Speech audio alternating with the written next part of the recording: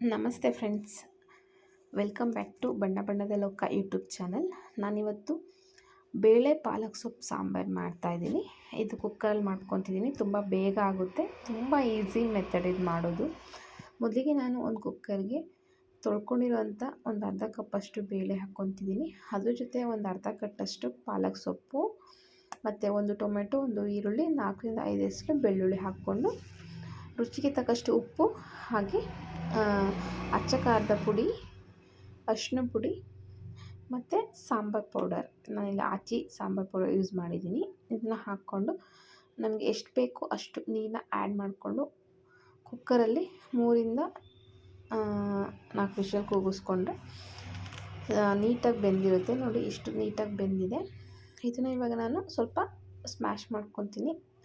ಅಂದರೆ ತರಕಾರಿ ಮಸಿಯೋದಿರುತ್ತಲ್ಲ ಕೋಲು, ಅದರಲ್ಲಿ ಸ್ಮ್ಯಾಶ್ ಮಾಡ್ಕೊತೀನಿ. ಈ ಥರ ಈ ಸಾಂಬಾರು ದಿಢೀರಂತ ಮಾಡ್ಬೋದು. ಮತ್ತು ಯಾವಾಗಲೂ ಒಂದೇ ಥರ ಸಾಂಬಾರು ತಿಂದು ಬೇಜಾರಾದಾಗ ಈ ಥರ ಮಾಡಿಕೊಂಡ್ರೆ ತಿಳಿ ಸಾಂಬಾರು ಥರ ತುಂಬ ಚೆನ್ನಾಗಿರುತ್ತೆ. ಅನ್ನೋ ಜೊತೆ ಸೂಪರ್ ಕಾಂಬಿನೇಷನ್ ಇದು. ಹಾಗೆ ಪಾಲಕಲ್ಲಿ ತುಂಬ ಪೌಷ್ಟಿಕಾಂಶಗಳಿದ್ದಾವೆ ಅಂತ ಹೇಳಿದರೆ ಇದು ಸ್ಕಿನ್ಗೆ ಒಳ್ಳೆಯದು, ಹೇರ್ಗೆ ಒಳ್ಳೆಯದು. ಹಾಗೆ ಯಾರಿಗಾದ್ರು ಡೈಜೆಷನ್ ಪ್ರಾಬ್ಲಮ್ ಇದ್ದರೆ ಇದನ್ನ ರೆಗ್ಯುಲರಾಗಿ ಅಂದರೆ ವೀಕ್ಲಿ ಟ್ವೈಸ್ ಹಿಂಗೆಲ್ಲ ಯೂಸ್ ಮಾಡ್ತಾಯಿದ್ರೆ ಅದು ಪ್ರಾಬ್ಲಮ್ ಕೂಡ ಸಾಲ್ವ್ ಆಗುತ್ತೆ. ಮಕ್ಕಳಿಗೆಲ್ಲ ಪಾಲಕಲ್ಲಿ ಏನಾದರೂ ಡಿಫ್ರೆಂಟ್ ವೆರೈಟಿ ಮಾಡಿಕೊಟ್ರೆ ಅವ್ರ ಹೆಲ್ತಿಗೆ ತುಂಬ ಒಳ್ಳೆಯದು. ಲಾಸ್ಟಿಗೆ ಒಂದು ಒಗ್ಗರಣೆ ಕೊಟ್ಕೊತಿದ್ದೀನಿ.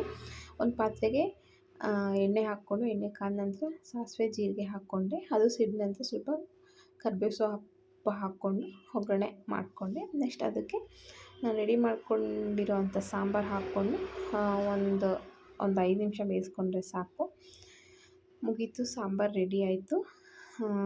ಈ ಸಾಂಬಾರು ಅನ್ನಕ್ಕೇ ಸೂಟಬಲ್ ಆಗೋದು. ತುಂಬ ಟೇಸ್ಟಿಯಾಗಿರುತ್ತೆ.